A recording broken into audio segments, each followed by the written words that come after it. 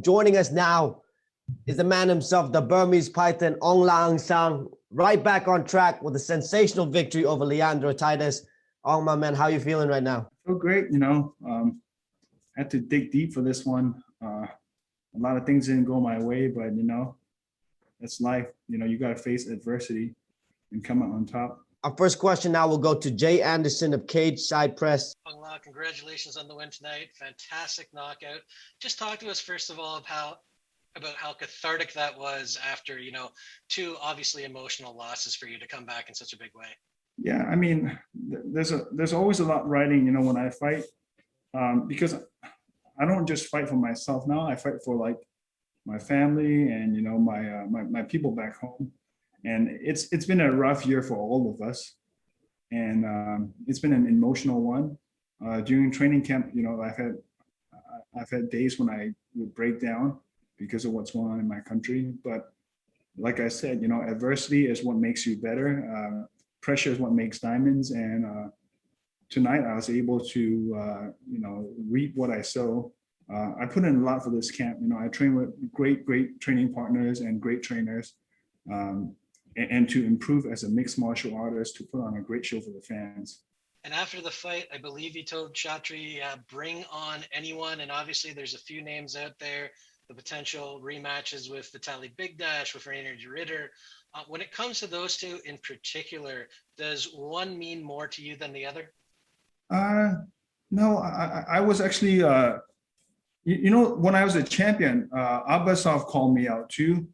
And I know Yoshi Okami wants a shot at me too. All these people can talk, but you got to back up your talking. Like on social media too, people talk a lot, but let's do it. Let's make these fight happen. I'm down for anyone and anybody that deserves it. Again, like for me right now, it's to become a better version of myself and to put on exciting shows for the fans. Like honestly, like Reinier isn't an exciting fight for me, but if the title shot is there for me, I'll take it in a heartbeat. And the finish tonight was definitely exciting. Of course, Leandro did take you down earlier in the fight. What was going through your head at that moment? Listen, I have great training partners, very similar built like Leandro. Phil Haas is one of them. Ian Heinrich is one of them. Impa, Brendan Allen as well. These guys really helped me out for this camp to stay composed and to stay relaxed, and even when I'm on the bottom, do some damage from the bottom. That's what I worked on, and then finally get myself up when the opportunity is there. And last one for me, coming off this big win, obviously you have the potential for a big fight coming forward. Have you thought about a time frame? How soon would you like to get back in? September. I want September fight. This next question is from Fight Game Asia. What was your game plan, and did anything in the fight surprise you? Put the pressure on him early. That was the game plan. Put the pressure on him early. Make him shoot, make him tired. When he does take me down, just get back up, stay composed, and get him tired, and just put the pressure on him. Put my hands on him.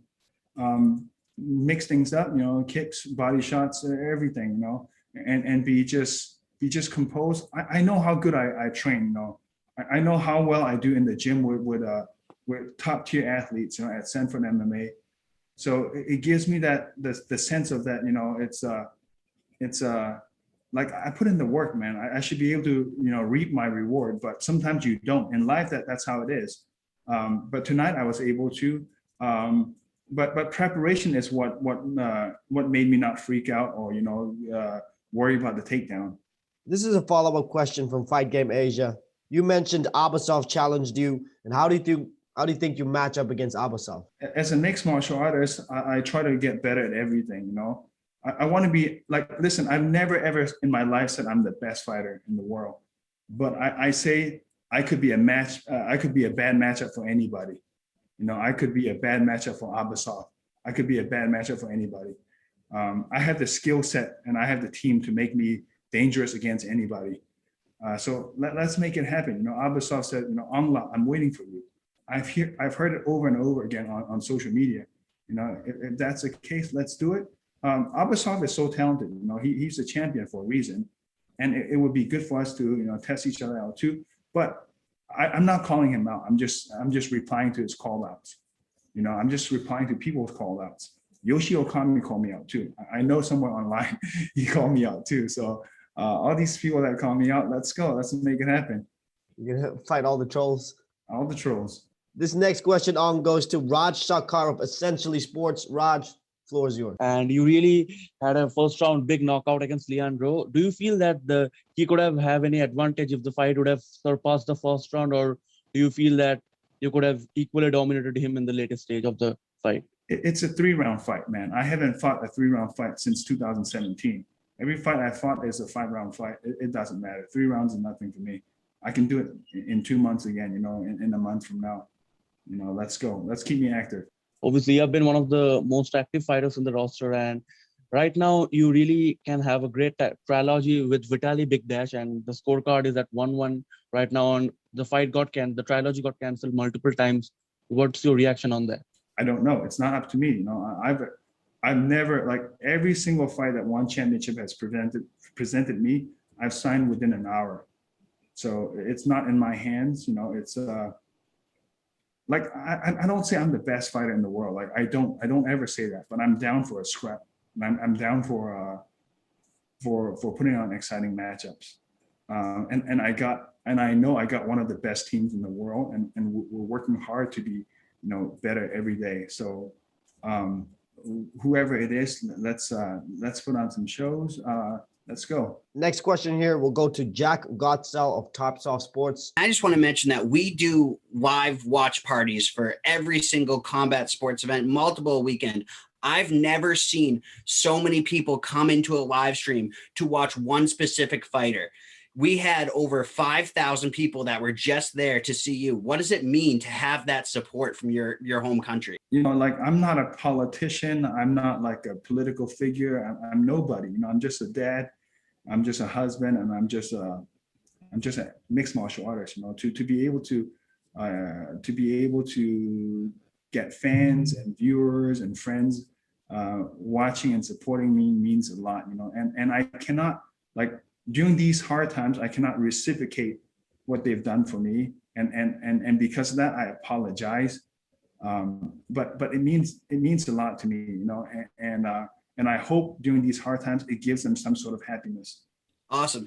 And I just want to say, we talked before the fight, and he said he was going to come out there and strike with you. He shot for that takedown, but you were able to get up, and the fight went exactly how you said. And then you were able to get that knockout that you said you were going to get. What did it mean for you to be able to finish him in the very first round and really prove your point? Like, I train with a lot of great, you know, training partners, a lot of great fighters. And I know where I stand, you know, and I know I can take his shots. So when on his interview, you know, he said he was going to stand with me. Like, I knew he was going to, at one point, going to shoot, you know, because I know he's been working with Reinier as well. So I knew he was going to shoot at one point. But remember, he's not built like Reinier. You know, his build is a little bit different. And we have a lot of guys in our gym that are built like him.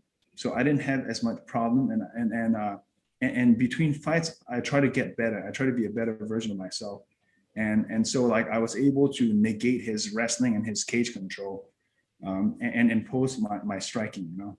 Our next question goes to Dylan Bowker of My MMA News. I'm just curious because you had mentioned September a bit earlier as the next time you want to get into the one circle, and you know the anniversary cards going on that month. Like, how important would it be to get on a card like that? Because, you know, you're just so accomplished in one championship. I imagine being on their decade anniversary card would be big.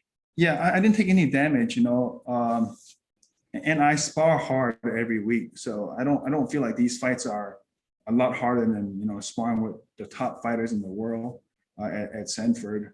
So, you know, if I'm healthy, put me on that anniversary, you know, the 10-year anniversary. I'm down for it, you know, and let's keep getting better and keep putting on great shows for the fan. Of course, there's skill sets that I have to improve and positions that I have to improve and get better. And I'll work on that, you know, as soon as I get back. I didn't take any damage, so I'll be back in the gym, you know, next week. and I'll be down for September. So I find it to be a curious confluence where there's a lot of people talking about how you're this like huge star and a national hero, but also you're just a very humble guy. And you seem to always reiterate like, hey, I'm, just an average person. I'm a loving father. Like, is it ever, I guess, a quandary for you, like an internal conflict being seen as the like larger than life hero when in reality you're just a loving dad, a human being?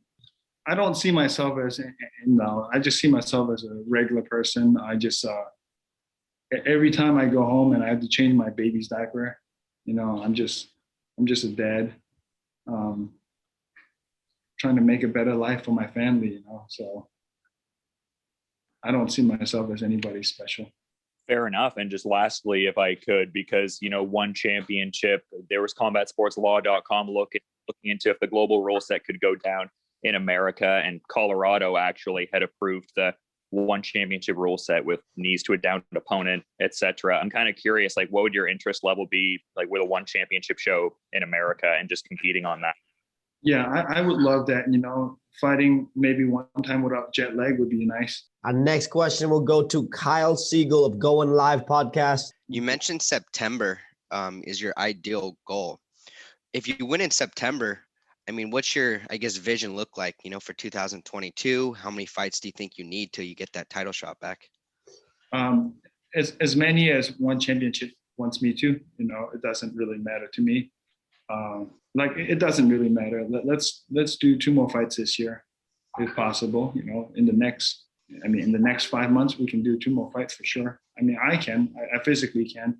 So if one championship can keep me busy, and I think they're going to, I talked to Chatri before I left, the cage side, and I said, keep putting me in, and he said for sure. So hopefully 2 more times before the end of the year. Yeah, we would love to see you. And would you prefer fights at middleweight, like heavyweight, or like a combination? I think I'll stay at middleweight because I move a little bit better at middleweight. I'm a little bit, I'm a little more like a tank at light heavyweight. So I think middleweight will be better for me.